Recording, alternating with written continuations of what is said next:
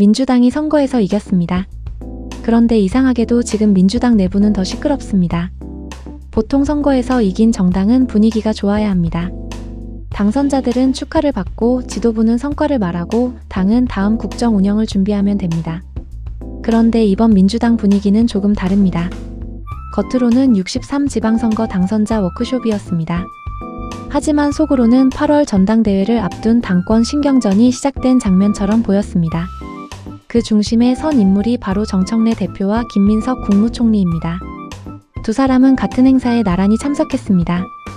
그리고 둘 다 민주당의 승리와 앞으로의 방향을 말했습니다. 그런데 말의 온도가 달랐습니다. 정청래 대표는 민심을 강조했습니다. 당정청 원팀도 말했습니다. 선거 과정에서 국민이 보내준 질책과 비판을 겸허히 받아들이겠다는 메시지도 냈습니다. 겉으로 보면 매우 무난한 말입니다. 하지만 정치에서 중요한 건 단어 하나하나보다 그 말이 나오는 시점입니다. 지금은 민주당 전당대회를 앞둔 시기입니다. 정청래 대표의 연임 도전 가능성이 거론되고 있습니다. 이런 상황에서 정 대표가 당선자들 앞에서 민심과 당정청 원팀을 말한 건 단순한 덕담으로만 보기 어렵습니다. 나는 아직 당의 중심에 있다. 지방선거 승리도 당이 함께 만든 결과다. 이재명 정부를 지키는 여당 대표로서 역할을 계속할 수 있다. 이런 정치적 메시지로 읽힐 수 있습니다.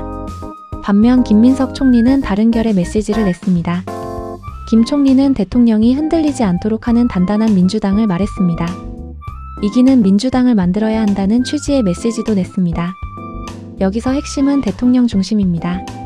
정청래 대표가 당과 민심, 당정청 원팀을 강조했다면 김민석 총리는 이재명 대통령을 중심으로 흔들리지 않는 여당을 강조한 겁니다. 이 차이가 작아 보이지만 정치적으로는 굉장히 큽니다. 왜냐하면 지금 민주당의 가장 큰 질문이 바로 이것이기 때문입니다. 민주당의 중심은 어디에 있어야 하는가? 당원인가? 당대표인가? 대통령인가?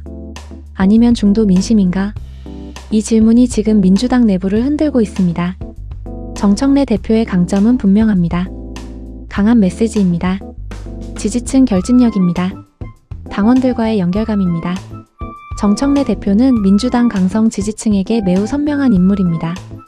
검찰개혁, 언론개혁, 정치개혁 같은 의제를 강하게 밀고 나갈 수 있는 이미지가 있습니다.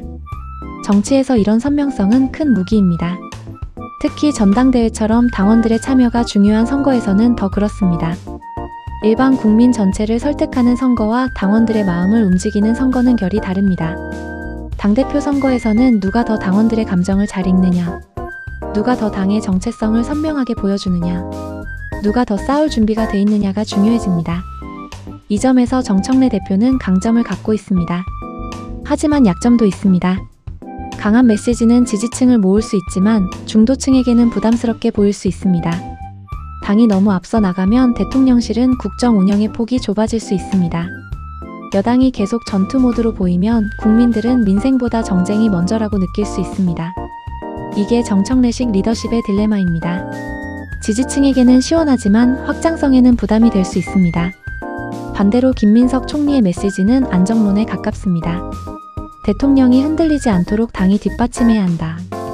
이재명 정부가 성과를 내야 한다. 여당은 이제 싸우는 정당만이 아니라 책임지는 정당이 되어야 한다. 이런 흐름입니다. 김민석 총리의 강점은 국정 안정 이미지입니다.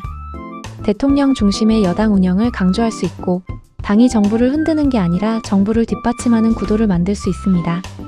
이건 중도층에게 비교적 안정적으로 보일 수 있습니다. 하지만 김민석식 안정론에도 약점이 있습니다. 당원들이 보기에는 밋밋할 수 있습니다. 강하게 싸워야 할 때 너무 관리형으로 보일 수 있습니다. 정권을 만들기 위해 싸워온 지지층 입장에서는 왜 이제 와서 목소리를 낮추라고 하느냐는 불만이 생길 수 있습니다. 그러니까 정청래와 김민석의 대결은 단순히 두 사람의 인기 싸움이 아닙니다. 민주당의 다음 노선을 두고 벌어지는 싸움입니다.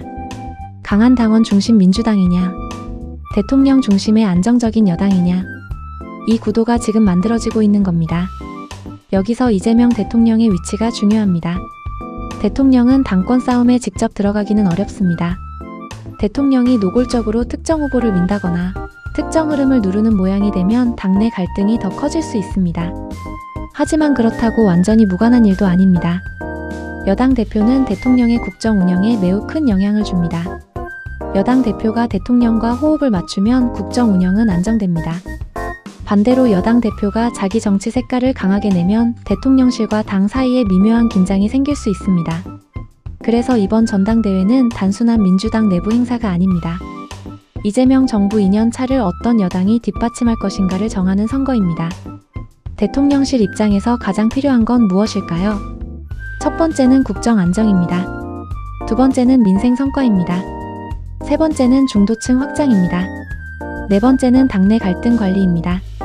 그런데 당원들은 다른 걸 볼 수 있습니다. 첫 번째는 개혁 의지입니다. 두 번째는 선명성입니다.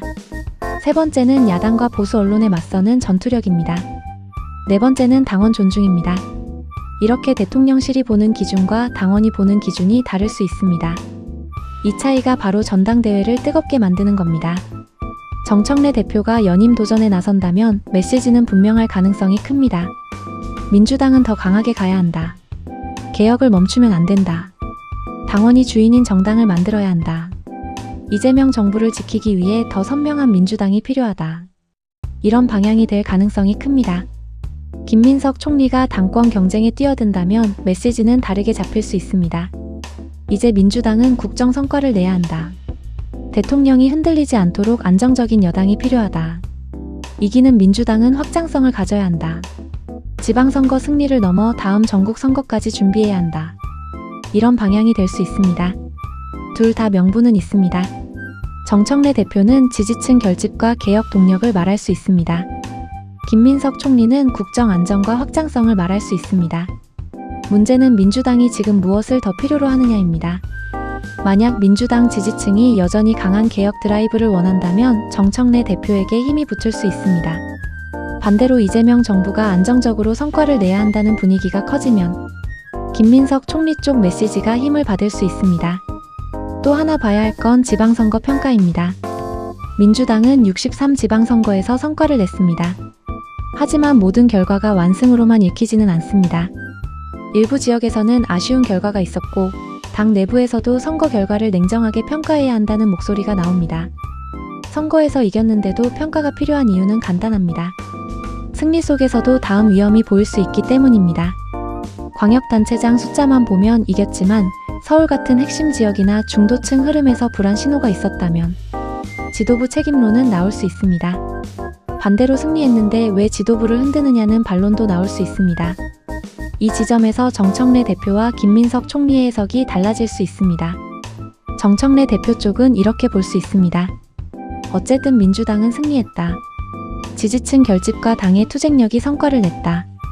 여기서 지도부를 흔들면 오히려 당이 불안해진다. 김민석 총리 쪽은 이렇게 볼 수 있습니다. 이겼다고 안심하면 안 된다. 민심은 승리만 준 게 아니라 경고도 줬다. 이제는 대통령 중심으로 안정적인 국정 운영을 보여줘야 한다. 이 두 해석이 부딪히는 겁니다. 정치에서 같은 결과도 해석에 따라 전혀 다른 결론이 나옵니다. 선거 승리를 정청래 리더십의 성과로 볼 것인가? 아니면 이재명 정부 2년 차를 앞둔 재정비 신호로 볼 것인가? 이게 핵심입니다. 앞으로 봐야 할 포인트는 세 가지입니다. 첫 번째, 정청래 대표가 언제 어떤 방식으로 거취를 밝히느냐입니다. 대표직을 내려놓고 연임 도전을 공식화하면 당권 레이스는 본격적으로 시작됩니다. 그 순간부터 정청래 대표는 현직 대표가 아니라 당권 후보가 됩니다. 방어하는 위치에서 경쟁하는 위치로 바뀌는 겁니다. 두 번째, 김민석 총리가 언제 여의도에 복귀하느냐입니다. 김민석 총리가 실제로 당권 경쟁에 들어오면 구도는 단순한 정청래 연임론이 아니라 정청래 대 김민석 구도로 바뀝니다. 그리고 이 구도는 자연스럽게 당원 중심 대 대통령 중심이라는 프레임을 만들 수 있습니다. 세 번째, 이재명 대통령이 어떤 메시지를 내느냐입니다. 대통령이 직접 누구를 지지한다고 말하지는 않겠지만 대통령의 메시지는 당내 흐름에 영향을 줍니다. 국민 전체, 민생, 국정 안정, 통합 같은 단어가 강해지면 안정론에 힘이 붙을 수 있습니다. 개혁, 당원, 책임, 돌파 같은 단어가 강해지면 선명성 흐름이 살아날 수 있습니다. 결국 이번 이슈의 본질은 이겁니다. 정청래와 김민석이 싸우느냐의 문제가 아닙니다. 민주당이 어떤 여당이 될 것이냐의 문제입니다. 선명한 당원 중심 정당으로 갈 것인가? 대통령을 중심으로 안정적인 국정 운영을 뒷받침할 것인가? 아니면 두 가지를 모두 잡는 균형점을 찾을 것인가? 말은 쉽지만 실제로는 가장 어려운 선택입니다. 강하게 가면 확장성이 약해질 수 있습니다. 부드럽게 가면 지지층이 식을 수 있습니다. 대통령 중심으로 가면 당의 자율성이 줄어들 수 있습니다. 당 중심으로 가면 대통령실과 긴장이 생길 수 있습니다. 그래서 민주당 전당대회는 단순한 당대표 선거가 아닙니다. 이재명 정부 2년 차의 여당 운영 방식이 결정되는 분기점입니다. 오늘의 결론은 이겁니다. 정청래 대표와 김민석 총리의 워크숍 발언은 단순한 행사 멘트가 아닙니다. 당정청 원팀과 대통령 중심의 단단한 민주당. 이 두 표현 사이에는 민주당의 다음 방향을 둘러싼 긴장이 들어 있습니다. 정청래는 당원과 선명성을 말하고 김민석은 대통령과 안정을 말합니다. 이제 민주당은 선택의 순간으로 들어가고 있습니다. 이 싸움은 누가 더 말을 세게 하느냐의 문제가 아닙니다. 누가 이재명 정부 2년 차의 여당을 이끌 자격이 있느냐의 문제입니다. 그리고 그 답은 8월 전당대회에서 드러나기 시작할 겁니다.